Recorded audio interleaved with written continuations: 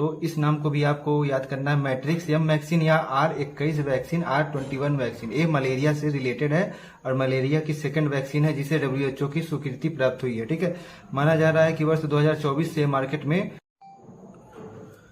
Hello everyone, RO समीक्षा अधिकारी एवं सहायक समीक्षा अधिकारी की जो अपनी करंट अफेयर्स की सीरीज चल रही है, उस सीरीज का अपना एक 11वां वीडियो होगा।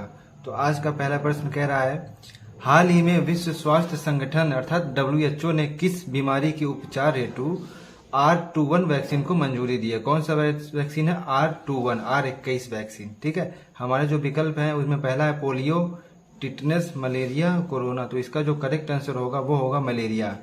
चर्चा में इसलिए था क्योंकि मलेरिया की सेकंड वैक्सीन थी। ठीक है, मलेरिया की सेकंड वैक्सीन। और अगर इसे बनाने वाले कंपनी की बात करें तो भारत की स्वदेशी company serum institute of India ने इसे बनाया है। ठीक है ना, सीरम इंस्टीट्यूट ऑफ इंडिया ने इसे निर्मित किया है और ये मलेरिया की सेकंड वैक्सीन है। इसका एक अन्य नाम भी आपको एग्जाम में देखने को मिल सकता है, मैट्रिक्स एम वैक्सीन। ठीक है, तो इस नाम को भी आपको याद करना है, मैट्रिक्स एम वैक्सीन या R21 वैक्सीन, R21 वैक्सीन। ये मलेरिया से रिलेटेड है और मलेरिया की सेकंड वैक्सीन है जिसे WHO की स्वीकृति प्राप्त हुई है। ठीक है, माना जा रहा है कि वर्ष 2024 से मार्केट में बाजार में उपलब्ध होगा। ठीक है, तो R21 वैक्सीन मलेरिया से रिलेटेड है। नेक्स्ट क्वेश्चन कह रहा है, हाल ही में भारत सरकार ने किस राज्य में समक्का सरक्का केंद्रीय जनजाति यूनिवर्सिटी विश्वविद्यालय बनाने जाने की घोषणा की है? क्या नाम है? समक्का सरक्का केंद्रीय जनजाति विश्वविद्यालय। हमें यहाँ पे राज्यों के विकल्प दिए हैं। तो पहला जो विकल्प है उनमें पहला है तेलंगाना, आंध्र प्रदेश, मध्य प्रदेश, छत्तीसगढ़। तो इसका जो सही उत्तर होगा वो होगा तेलंगाना। ठीक है, तो जानते हैं इसके बारे में दो बातें। देखिए, अभी हाल ही में भारत के पीएम जो है तेलंगाना के दौरे पे गए थे और यहाँ पे इन्होंने ही इसके साथ साथ एक प्रमुख घोषणा और भी की है, राष्ट्रीय हल्दी बोर्ड। ठीक है ना, राष्ट्रीय हल्दी बोर्ड, ठीक है ना, के गठन की घोषणा की है। तो ये भी एग्जाम में आपसे पूछ सकता है। दूसरा जो है वो हमारा स्वयं प्रश्न है, समक्का सरक्का केंद्रीय जनजाति विश्वविद्यालय की बनाए जाने की भी घोषणा की गई है, फंड वहां पे आवंटित किया गया है। तो तेलंगाना दौरे पे पीएम ने दो मुख्य घोषणाएं की हैं, राष्ट्रीय हल्दी बोर्ड का गठन और समक्का सरक्का केंद्रीय जनजाति विश्वविद्यालय। तो जनजाति विश्वविद्यालय है, स्थापित राज्य जो है कहाँ पे स्थापित? तेलंगाना में है। अगला प्रश्न कह रहा है, हाल ही में जारी इंडिया एजिंग रिपोर्ट 2023 को किस संस्था के द्वारा जारी किया गया है? तो यहाँ पे जो रिपोर्ट का नाम है उसका नाम है इंडिया एजिंग रिपोर्ट। ठीक है, हमारे जो विकल्प है उनमें पहला है विश्व स्वास्थ्य संगठन WHO, संयुक्त राष्ट्र जनसंख्या कोष, तीसरा है विश्व बैंक, वर्ल्ड बैंक, और चौथा जो है अपने भारत की संस्था नीति आयोग।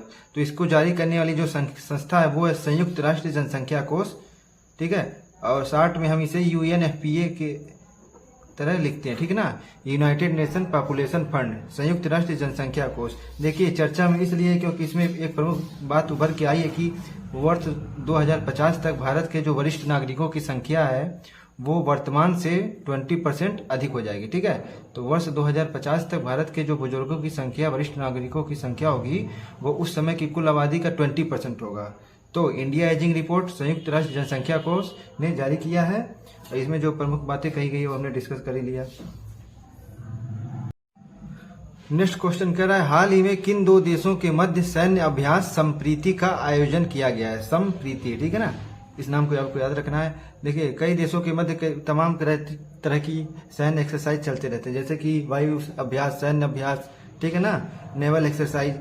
तो यहाँ पे हमसे एक अभ्यास का नाम दिया संप्रीति और रिलेटेड देश पूछ रहा है, संबंधित देश के बारे में पूछ रहा है। जो हमारे विकल्प हमने पहला है भारत और रसिया, दूसरा है चीन और पाकिस्तान, तीसरा है भारत और बांग्लादेश और अंतिम कह रहा है चीन और रूस। तो इसका जो आयोजन हुआ है वो हुआ है भारत और भारत के पड़ोसी देश बांग्लादेश के बीच। ठीक है, और अगर इसके आयोजन स्थल की बात करें तो भारत में ही आयोजित हुआ है, भारत के मेघालय राज्य में ये संपन्न हुआ है। ठीक है, तो भारत के मेघालय में हुआ है। संप्रीति को आपको बांग्लादेश से कनेक्ट करके देखना है। अब बांग्लादेश अगर क्लिक हो गया तो भारत स्वयं ही आ जाएगा। ठीक है, तो बांग्लादेश और भारत के मध्य इस युद्धाभ्यास का आयोजन किया जाता है। ठीक है, इस वर्ष जो हुआ है वो पूर्वोत्तर के राज्य मेघालय में संपन्न हुआ है। अगला प्रश्न कह रहा है, जो कि 6वां प्रश्न होगा, हाल ही में भौतिक विज्ञान का नोबेल पुरस्कार किसे देने की घोषणा की गई है? फिजिक्स का नोबेल प्राइज किसे देने का डिक्लेरेशन किया गया है? हमारे जो विकल्प हमने पहला है पियरे एगोस्टिनी, देखिए ये सब पश्चिमी नाम है, विदेशी नाम, इस नाते हमें इन्हें पढ़ने समझने में थोड़ा दुर्लभता होती है। तो देखिए Pierre Agostini Ferenc Krausz Anne L'Huillier. तो देखिए इसका जो करेक्ट आंसर होगा वो होगा उपरोक्त सभी। जो तीनों व्यक्ति विशेष का नाम दिया है, इन तीनों को ही सामूहिक रूप से भौतिक विज्ञान का नोबेल पुरस्कार दिए जाने की घोषणा की गई है। तो इन तीनों नाम को आपको याद रखना है आगे आने वाले एक वर्ष के सभी परीक्षाओं के लिए। Pierre Agostini Ferenc Krausz Anne L'Huillier, ठीक है, बोथ आर करेक्ट। देखिए जो 7वां प्रश्न है वो कह रहा है हाल ही में ग्लोबल इंडियन अवार्ड गाला 2023 से सम्मानित होने वाली प्रथम भारतीय महिला क्यों है। प्रथम था इस नाते चर्चा में आ गया है। अब पुरस्कार का नाम बात करें तो इसका नाम है ग्लोबल इंडियन अवार्ड गाला 2023, ठीक है। जो विकल्प है उनमें पहला है सोनाली घोष, सुधा मूर्ति, नलिनी दत्त या इनमें से कोई नहीं। तो इसका जो पहले देखते हैं करेक्ट आंसर क्या होगा। तो करेक्ट आंसर जो हमें विकल्प 2 में दिख रहा है सुधा मूर्ति इज द करेक्ट आंसर। और अगर इनकी बात करें या इस पुरस्कार देने वाली संस्था की बात करें तो इसे दिया जाता है कनाडा इंडिया फाउंडेशन के द्वारा, ठीक है। तो ये हो गई पुरस्कार देने वाली संस्था। और अगर हम सुधा मूर्ति की बात करें तो इन्फोसिस के संस्थापक जो थे नारायण मूर्ति, ये उनकी वाइफ है, ठीक है ना। इन्फोसिस के संस्थापक जो थे, उनके संस्थापक कौन थे, नारायण मूर्ति, ये उनकी वाइफ है। और इन्होंने स्वयं ही काफी प्रकार के चैरिटी फाउंडेशन की स्थापना की है, ठीक है। तो अगला प्रश्न कह रहा है हाल ही में किस राज्य में एक बल एक जिला, ठीक है ना, 1 फोर्स 1 डिस्ट्रिक्ट नीति लागू की गई है, पॉलिसी लागू करी गई है, ठीक है ना। इसे हम इस तरह से भी याद कर सकते हैं OFOD, ठीक है ना, 1 फोर्स 1 डिस्ट्रिक्ट, ठीक है।